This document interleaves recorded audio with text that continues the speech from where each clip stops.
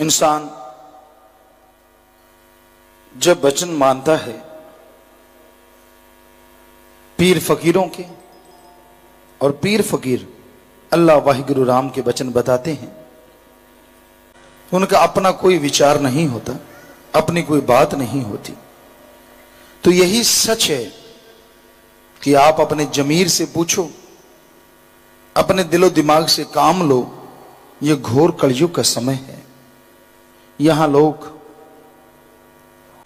तो कोई साथ वाला भी आपके थोड़ा कम ज्यादा है, वो कभी नहीं चाहता कि आप बड़ो फूलो।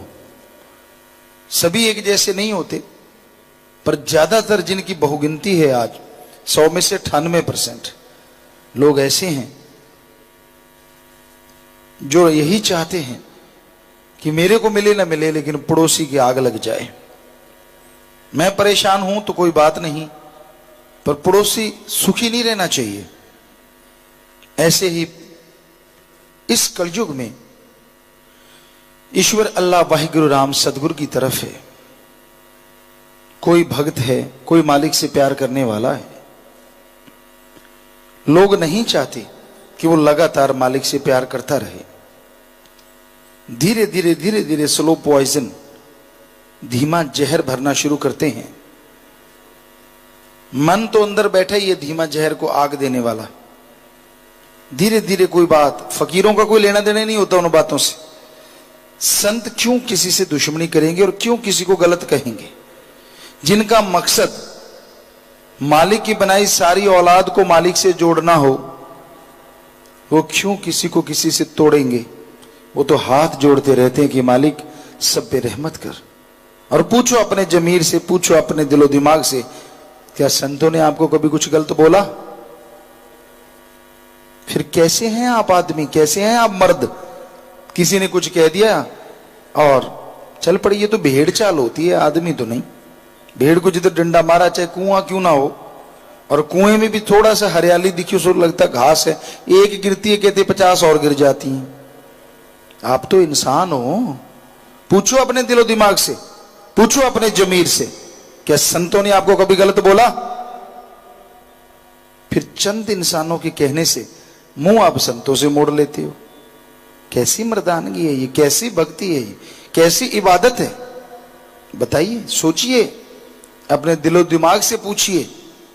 फकीर तो दुआ ही करते हैं, कभी किसी को गलत नहीं बोलते। अब आदमी तो आदमी है, वो चाहे कहीं भी रहने वाला हो, उसका दिमाग सीमित है।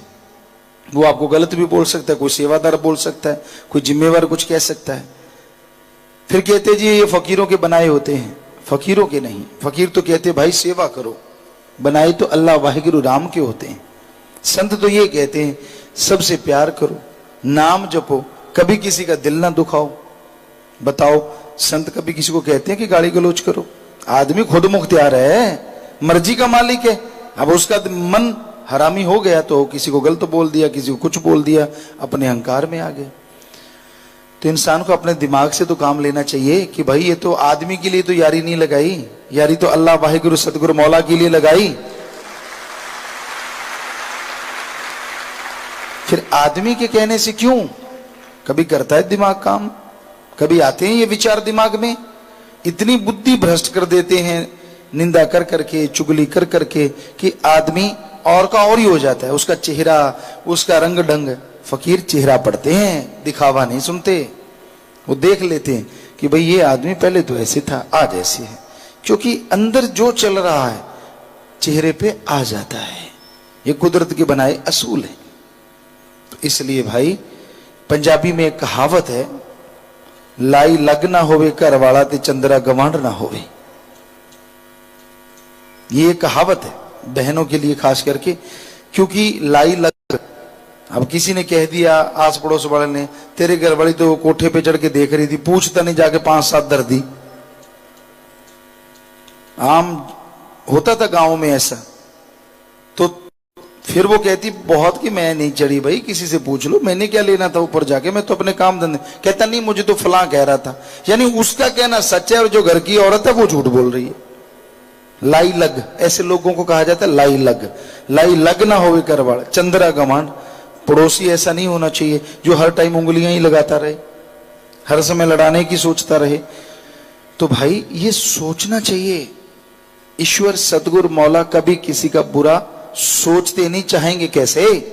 और आपका प्यार सतगुरु फकीर से है, आदमियों से नहीं है। अगर आदमियों से प्यार किया तो फिर बात अलग है,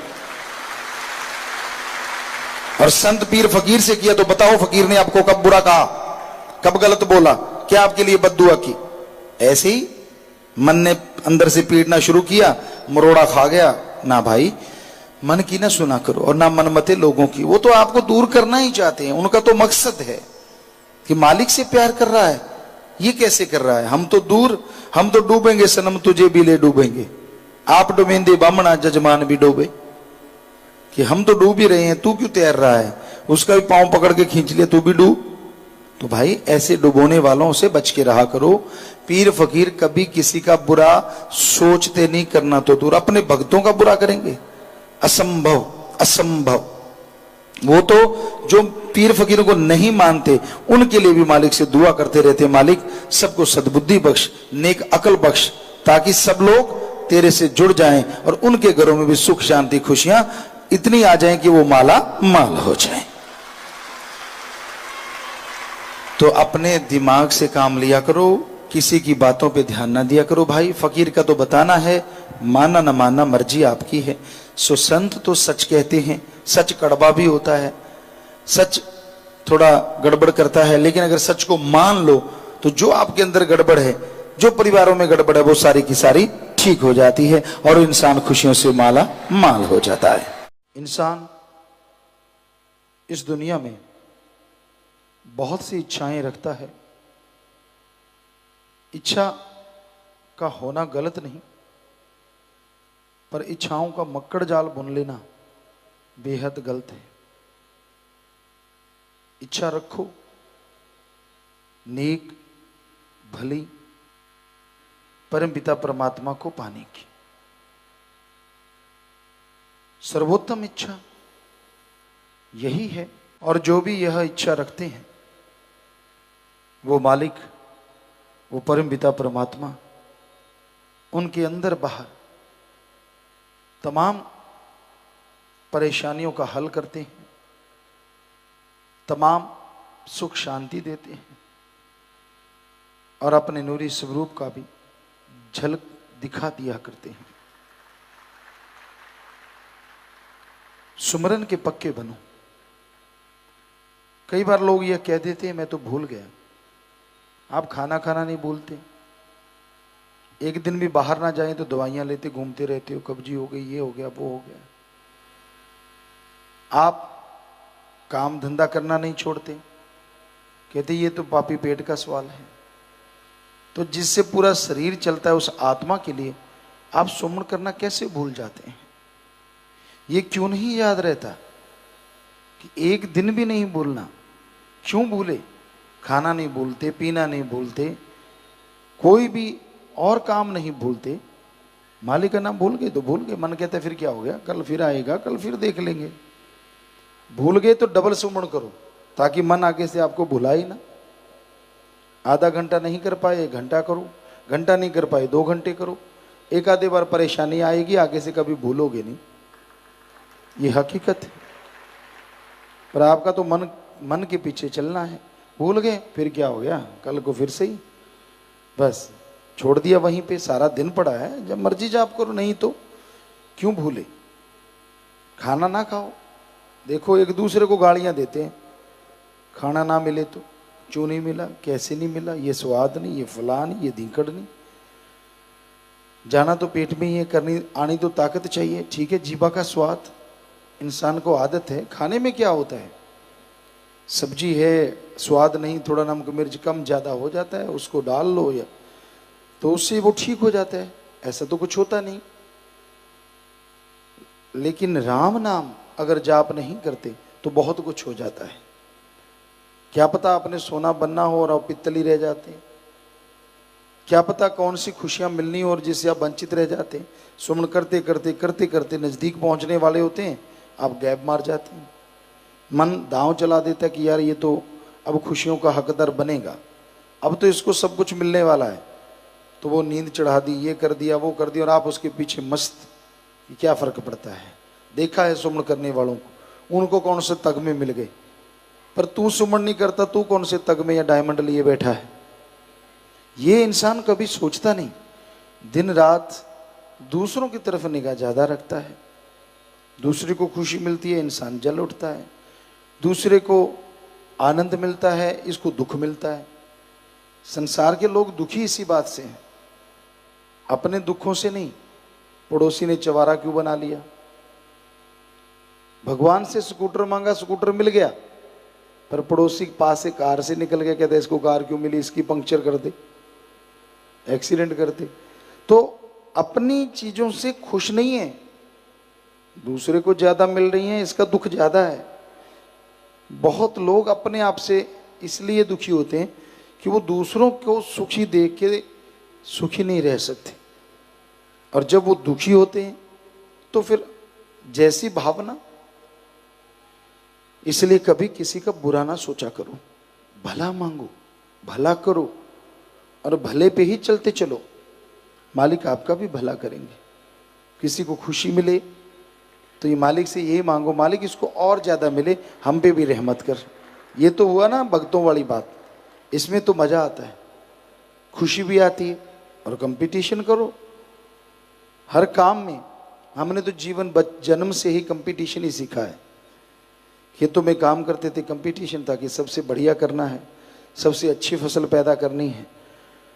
सेवा पे आते थे तो ये नहीं होता था कि हाँ भाई यार आ जाओ, सेवादार को आवाज़ देनी पड़ जाए कि ठीक है चने की बोरियां उठा रहे हैं तो चलो क्विंटल की उठाओ भाई, जब मालिक ने ताकत दी है ये काम कर सकते हैं आप, तो कहलवाना थोड़ा, ये सेवा करनी है। लग जाते थे, गेहूं काटना, जो भी सेवा मिलती थी फटाफट जो आता है वो कर सकते हैं।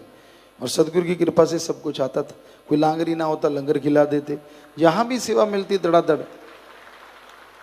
फिर आता है मजा। शिकारी जो होते हैं ना, उनको लगे लगे नहीं करना पड़ता, उनको पता है शिकार निकल आया, झट से उसको लिपटा लेते हैं।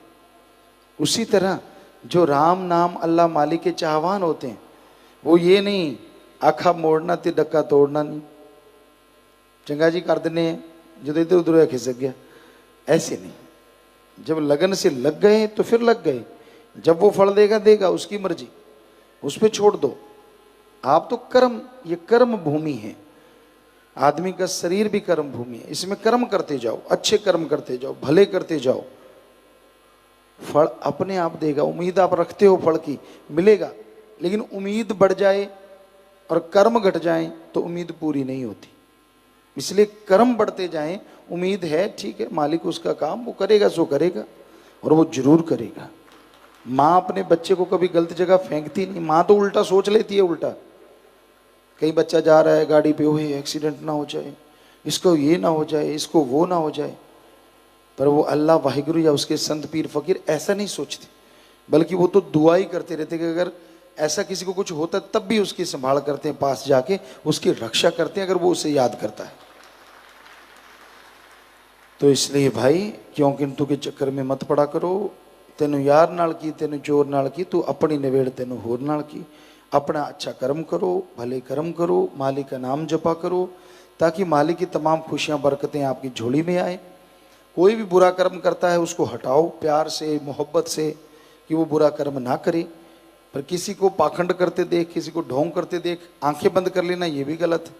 उस पाखंडी से बचो, उसके ढोंग करने बंद करवाओ प्यार से, मोहब्बत से, तभी आपको खुशियां मिलेंगी, तभी उसकी दया में रहमत के लायक आप बनते जाएं। ਧੰਨ ਧੰਨ ਸਤਿਗੁਰੂ ਤੇਰਾ ਹੀ ਆਸਰਾ। ਗੁਰੂ ਜੀ ਦੀ ਪਿਆਰੀ ਸੰਗਤ ਨੂੰ ਨਿਵੇਦਨ ਕੀਤਾ ਜਾਂਦਾ ਹੈ ਕਿ ਹਰ ਰੋਜ਼ ਸਤਸੰਗ ਸੁਣਨ ਦੇ ਲਈ ਸਾਡੇ ਚੈਨਲ ਡੇਰਾ ਸੱਚਾ ਸੌਦਾ ਨੂੰ ਸਬਸਕ੍ਰਾਈਬ ਕਰ ਲੈਣਾ ਜੀ।